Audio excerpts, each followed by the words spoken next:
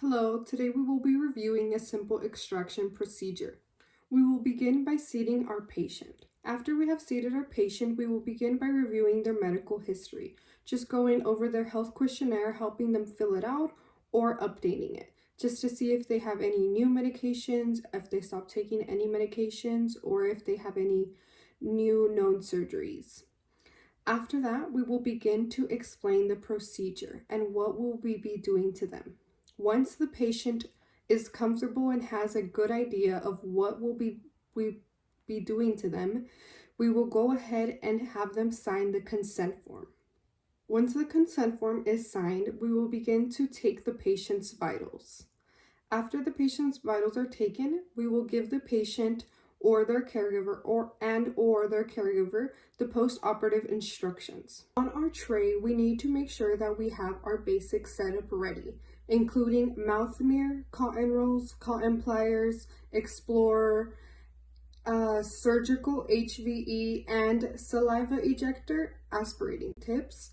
We need to have our gauze and our air/water syringe. As a dental assistant, we will be able to apply the topical anesthetic, which is applied with a cotton tip applicator. After the topical anesthetic has set in, then the doctor will go in and apply the local anesthetic using the syringe, the needle, and the anesthetic carpal.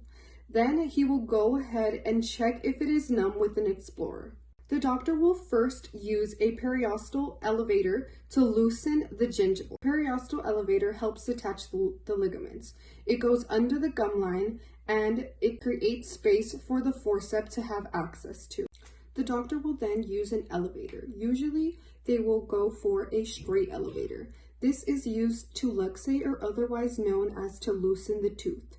This will dislocate the tooth from the socket. The doctor will gently rotate it until he feels enough movement, and also being careful not to damage the teeth that are adjacent. Once the doctor feels that the tooth has enough movement, he will then go in with the forceps.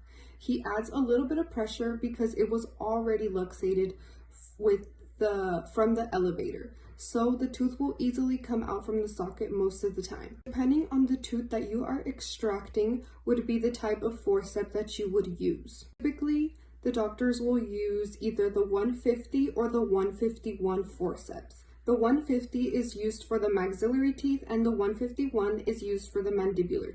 When removing the tooth from the socket with the forceps, the main goal is to remove the whole tooth intact and not broken. If the patient feels okay and is not dizzy, the patient can be dismissed. We will be sure to follow up with them either later on that day, the next morning, or in a couple of days. Be sure to let the patient know that if they have any questions or concerns to call the office. He will then go in with the surgical curette. This is used to remove any debris or infectious tissue inside the socket. You can use the surgical suction to suck up all the debris, or you can just wipe the instrument on a gauze.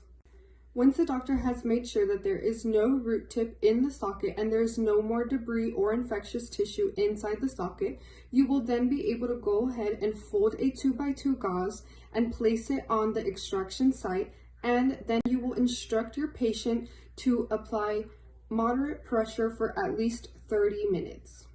We will be sure to change the gauze before they leave, and in addition, we will be sure to send them home with extra gauze. We will proceed to seating up our patient. Once the patient is seated up, we will repeat the post-op instructions or give it to their caregiver, and in addition, give them extra gauze. If the patient feels okay and is not dizzy, the patient can be dismissed. We will be sure to follow up with them either later on that day, the next morning, or in a couple of days. Be sure to let the patient know that if they have any questions or concerns to call the office.